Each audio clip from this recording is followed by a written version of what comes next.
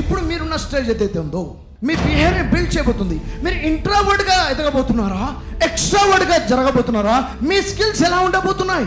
మీ communication skills ఎలా ఉండబోతుంది? మీ mind set ఎలా ఉండబోతుంది? మీ బిహేవియర్ ఎలా ఉండబోతుంది? దానికి తగ్గట్టే మీ ఫ్యూచర్ ఉంటుంది.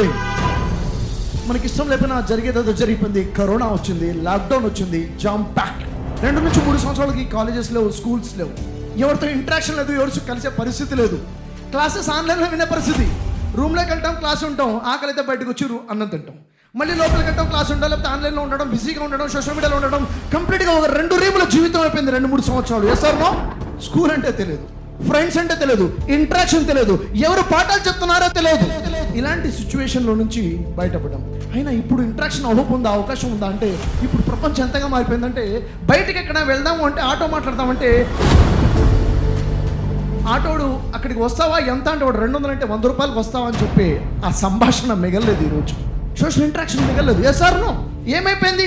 ఓలా ఆటో బుక్ చేస్తున్నాం, ఊబర్లో బుక్ చేస్తున్నాం, అక్కడే ఫైనల్ చేసుకున్నాం, వెళ్ళి కూర్చున్నాం, అంతే. మనం ఇంటరాక్షన్స్. కూరగాయలు కావాలంటే బ్లింకిట్లోనో ఆన్లైన్లోనో ఎక్కడో తెప్పించేసుకున్నాం. కూరగాయలు బేరం ఆడే పరిస్థితి కూడా లేదు. Yes or no? సంభాషణ లేకుండా పోయింది.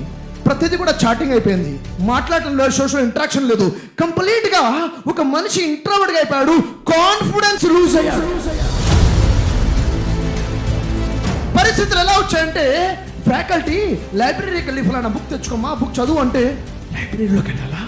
అక్కడ లైబ్రరీ ఉంటాడు కదా, అతను ఎలా కలవాలి, అతనితో ఎలా మాట్లాడాలి, అమ్మో ఎలా ఇంటరాక్ట్ అవ్వాలి అంటే కొత్త వాళ్ళని కలవడం భయం, కొత్త ఇంటరాక్షన్స్ భయం, ఒక తెలియని భయాలు లోపలికి వచ్చేసాయి.